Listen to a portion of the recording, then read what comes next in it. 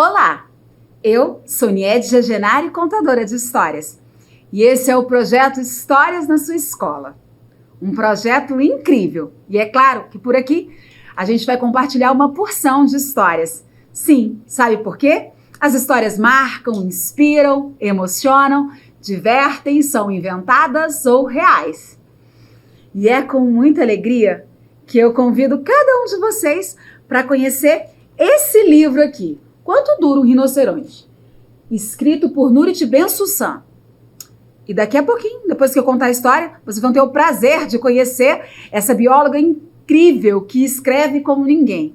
Mas, antes de eu contar esse livro aqui, eu preciso mostrar para vocês esse livro aqui. O Livro das Perguntas, escrito pelo chileno Pablo Neruda.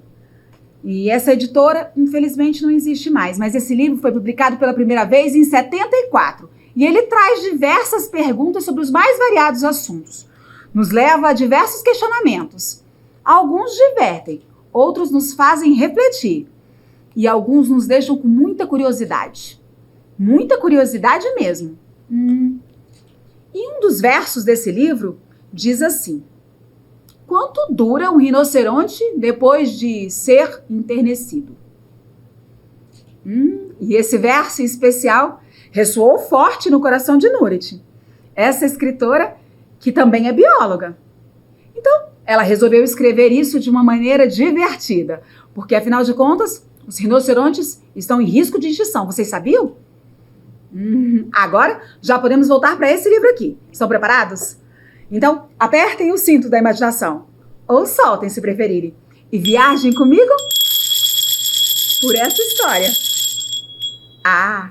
Quanto dura um rinoceronte?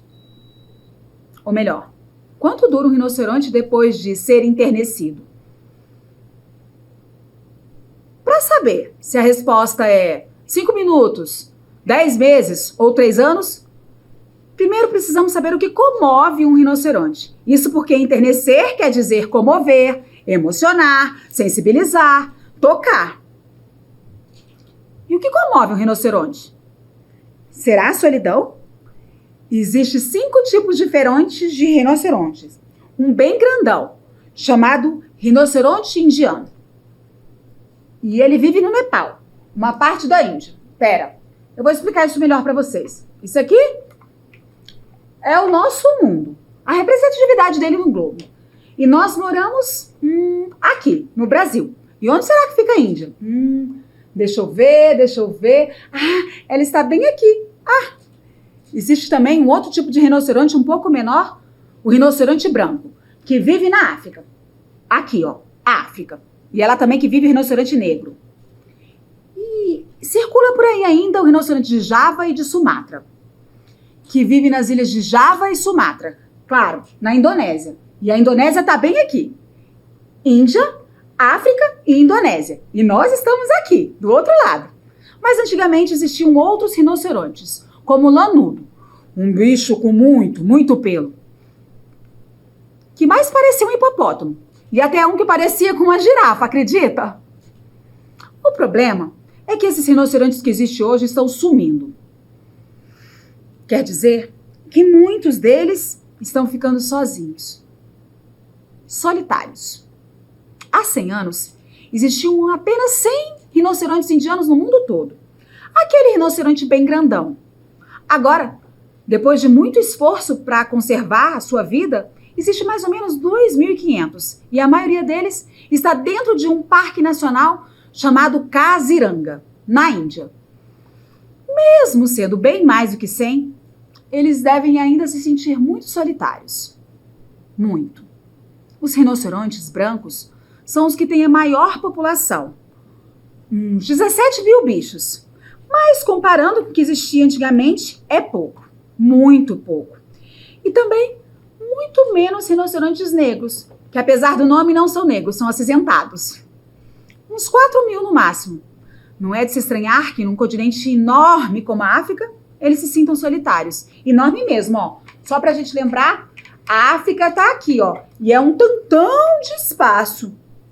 2 tipos de rinocerontes são, porém, que devem se sentir mais solitários. Os rinocerontes de Java. porque só existem 40 deles. E os rinocerontes de Sumatra, aproximadamente 200.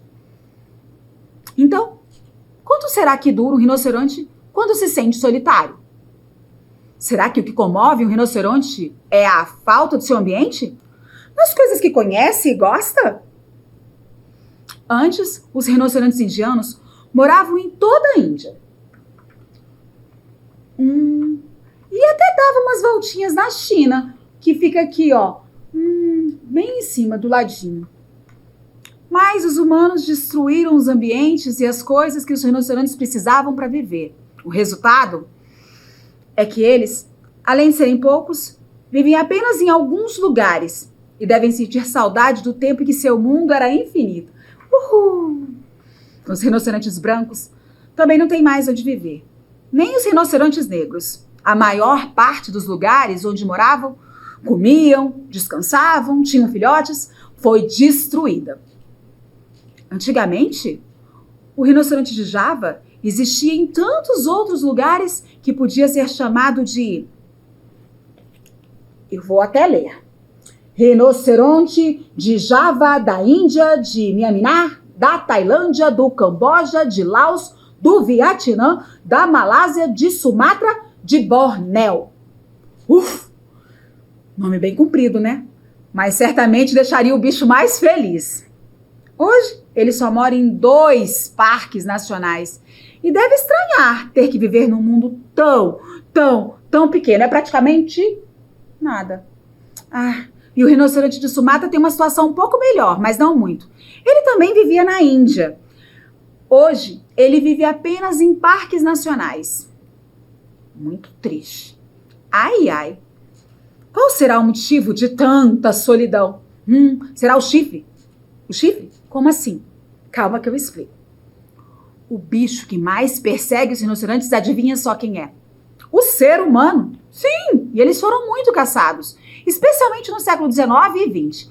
Havia gente que gostava de caçar aquele bicho enorme para se sentir forte, corajoso, poderoso. Mas muitos rinocerontes foram mortos porque na Ásia, várias pessoas acreditam que o chifre do rinoceronte é um ótimo remédio contra febres e convulsões. Muitos rinocerontes ainda morrem por causa do chifre. E o chifre é feito de pelos compactados e queratina, o mesmo material das nossas unhas. Será que quando eu tiver febre é bom eu comer minha unha para não ter febre? Será que isso é um bom remédio?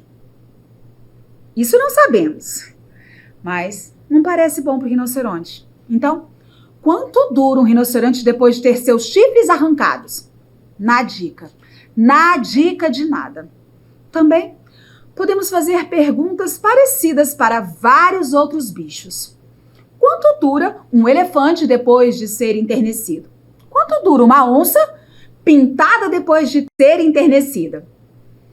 Quanto dura um tamanduá depois de ser enternecido? Quanto dura uma baleia depois de ser enternecida? Se fizermos isso e tentarmos responder, descobriremos que todos esses animais e muitos outros estão ficando solitários, estão sendo perseguidos. Nos lugares onde vivem estão sendo destruídos. E como os rinocerontes, eles estão sumindo.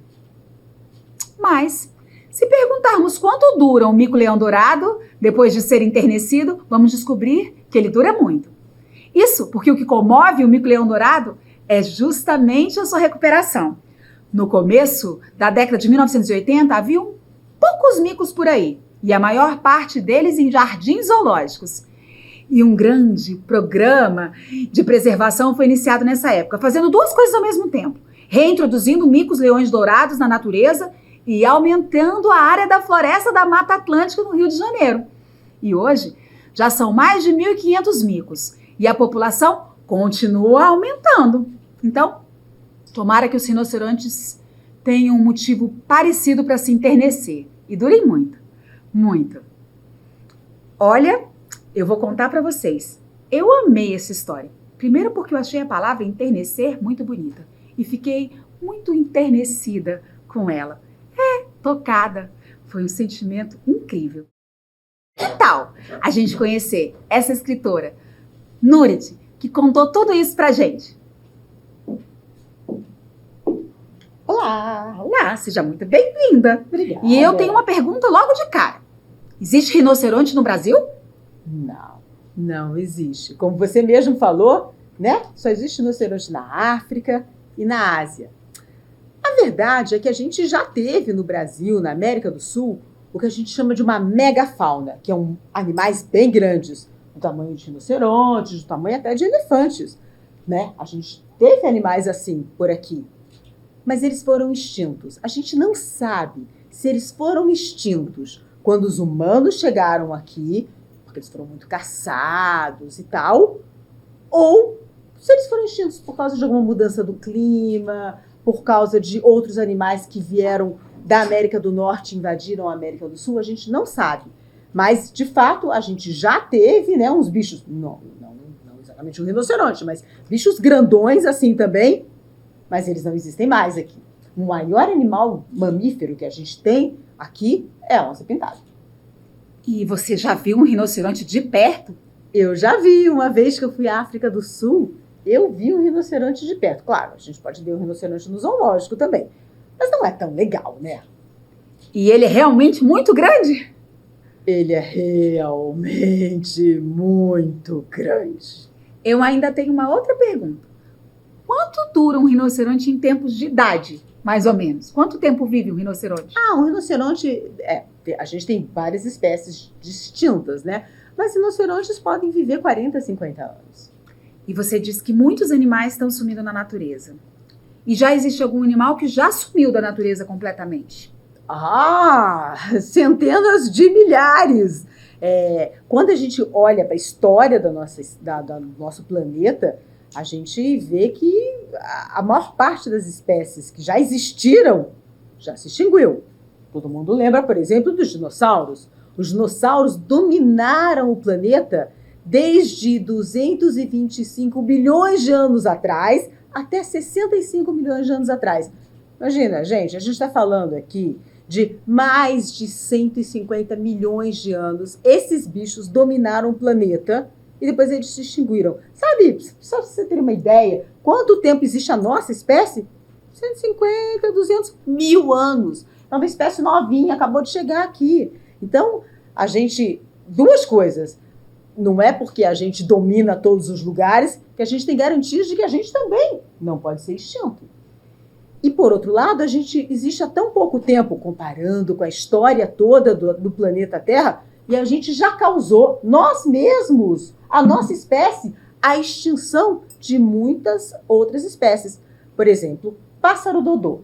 Era um pássaro enorme, gigante, que vivia em algumas ilhas lá, ali, perto ali da Indonésia, Nova Zelândia, naquela região para lá, né, perto da Oceania. Era um pássaro muito grande e ele não voava muito. Então, rapidamente ele foi caçado e se extinguiu. Um outro animal foi a vaca marinha. A vaca marinha era um bicho parecido com o peixe-boi. Foi descrita pela ciência, né? Ótimo! Só que ele era um bicho mamífero, né? Porque o peixe-boi é um mamífero, que vive na água, e a vaca marinha vivia no mar, e ela era super dócil, super doce, super bonitinha, grandona, cheia de carne. Entre o tempo que se descreveu essa espécie na ciência até o dia que ela foi extinta, ou seja, não existe mais em nenhum lugar do mundo, passaram-se só 30 anos. Isso quer dizer que a gente, né, a nossa espécie, nós seres humanos, podemos ser muito, muito agressivos e causar muito mal às outras espécies com as quais a gente compartilha esse planeta. Triste, né? Eu sempre ouvi dizer que o que acontece aqui causa impacto aqui, aqui, aqui e aqui. Isso é verdade? Totalmente verdade. Totalmente verdade. A gente fica achando, olha para o mapa, olha para o globo e acha que o Brasil, nossa, é muito longe da Índia, muito longe da África. Imagina, né? Uma coisa que a gente faz aqui não pode ser que tenha um impacto lá. Mas não é verdade.